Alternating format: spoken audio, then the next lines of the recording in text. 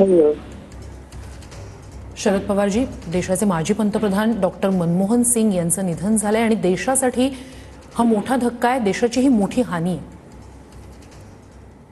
त्याची या देशामध्ये अनेक क्षेत्रामध्ये मनमोहन सिंगांचं योगदान हे आपण कधी विसरू शकत नाही.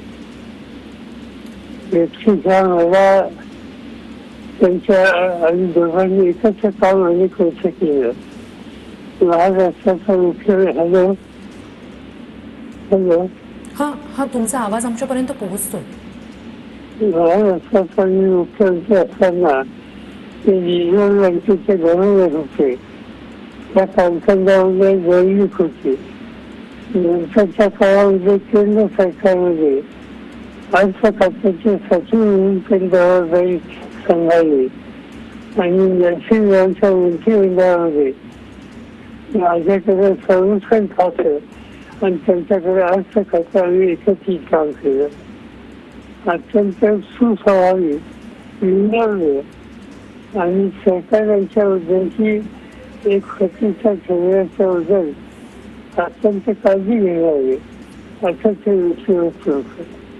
नंतरच्या काळामध्ये 10 वर्ष देशाचा प्रधानमंत्री पदाची जबाबदारी त्यांच्या आल्यानंतर त्यांच्या मंत्रिमंडळामध्ये 10 वर्ष मला काम करण्याची संधी मिळाली आणि या सगळ्या कारखान्यामध्ये देशातही याच्यामध्ये व्यक्तींची ती तडजोड करायची नाही हे सूत्र डॉक्टर साहेबांनी कायम ठेवलं आणि आम्हा सगळ्यांचे त्यांचा व्यक्तिगत अत्यंत प्रमुखाचे संबंध होते, विश्वासाचे संबंध होते.